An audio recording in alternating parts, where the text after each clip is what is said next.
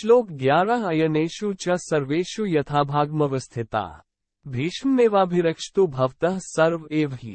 हिंदी अर्थ इसलिए सब मोर्चों पर अपनी अपनी जगह स्थित रहते हुए आप लोग सभी निःसंदेह भीष्म पितामह की ही सब ओर से रक्षा करें। संजय उवाच श्लोक 12 तस्य संजनयन् हर्ष कुरुवृद्धः पितामहः सिंहनादं विंध्योचे शंख गो दधमो प्रतापवान। हिंदी अर्थ कौरवों में वृद्ध बड़े प्रतापी पितामह भीष्म ने उस दुर्योधन के हृदय में हर्ष उत्पन्न करते हुए उच्च स्वर से सिंह की दहाड़ के समान गर्जकर शंख बजाया। श्लोक 13 ततः शंखगाश्च भैर्यश्च पन्वान् गोमुखा सहस्वाभयहन्यन्त स शब्दस्तु मूलोभवत्। हिंदी अर्थ इसके पश्चात शंख और नगरे तथा ढोल, मृदंग और नरसिंघे आदि बाजे एक साथ ही बज उठे।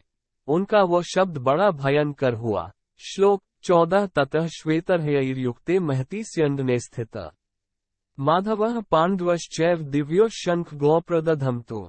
हिंदी अर्थ इसके अनंतर सफेद घोड़ों से युक्त उत्तम रथ में बैठे हुए श्री कृष्ण महाराज और अर्जुन ने भी अलौकिक शंख बजाए। श्लोक 15 पांचजन्यम ऋषिकेशो देवदत्त धनंजय पौंड्र दधमो महाशंखगो भीमकर्मावृकोदर। हिंदी अर्थ श्री कृष्ण महाराज ने पांचजन्य नामक, अर्जुन ने देवदत्त नामक और भयानक कर्म वाले भीमसेन ने पौंड नामक महाशंख बजाया। श्लोक 16 अनंतविजयम राजा कुंती पुत्रो युधिष्ठिर नकुलः सहदेवश्च सुघोषमणिपुष्पको। हिंदी अर्थ कुंती पुत्र राजा युधिष्ठिर ने अनंतविजय नामक और नकुल तथा सहदेव ने सुघोष और मणिपुष्पक नामक शंख बजाए। श्लोक 17 काशिश्च परमेश्वासः शिखंडी च महार्थः धृष्टद्युम्न विराटश्च सात्यकिश्चापराजित। श्लोक 18 द्रुपदो द्रौपदेयाश्च सर्वशः पृथिवीप्ते सौभद्रश्च महाबाहुः शंखगादधमुः पृथक पृथक। हिंदी अर्थ श्रेष्ठ धनुष वाले काशीराज और महारथी शिखंडी और धृष्टद्युम्न तथा राजा विराट और अजेय सात्यकी, राजा द्रुपद और द्रौपदी के पांचों पुत्र और बड़ी भुजा वाले सुभद्रौपुत्र अभिमन्यु, इन सभी ने, हे राजन, सब ओर से अलग अलग शंख बजाए। श्लोक 19 सघोषो धार्तराष्ट्राणा हृदयानि व्यदारयत् नभश्च पृथिवी चैव तुमुलो व्यनुनदैन्। हिंदी अर्थ और उस भयानक शब्द ने आकाश और पृथ्वी को भी गुंजाते हुए धार्तराष्ट्रों के अर्थात आपके पक्ष वालों के हृदय विदीर्ण कर दिए।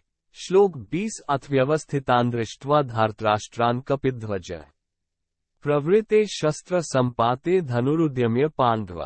श्लोक 21 ऋषिकेशन तदा वाक्यमिदमाह महीपते अर्जुन उवाच सैन्योरुभयोर्मध्ये रथ स्थापय मेच्युत।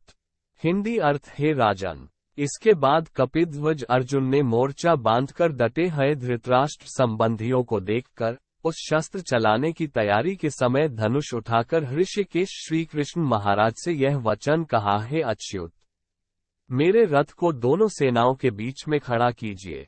श्लोक 22 यावदेतानिरीक्ष्य योद्धृकामान् अवस्थितान् कैर्म्या सह योद्धव्यमस्मिन् रणसमुद्यमे। हिंदी अर्थ और जब तक कि मैं युद्ध क्षेत्र में डटे हुए युद्ध के अभिलाषी इन विपक्षी योद्धाओं को भली प्रकार देख न लूं कि इस युद्धरूप व्यापार में मुझे किन किन के साथ युद्ध करना योग्य है, तब तक उसे खड़ा रखिए। श्लोक 23 योत्स्यमाननवेक्षेह य एतेत्र समागता धार्तराष्ट्रस्य दुर्बुद्धेर्युधे प्रियचिकीर्ष्व।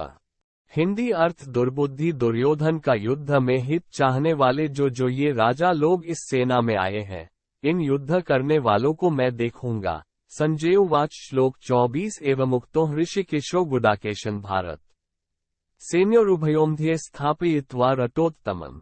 श्लोक 25 भीष्म द्रोण प्रमुखतः सर्वेषां च महीक्षिताम् उवाच पार्थ पश्यतान् संवेता कुरुनीति।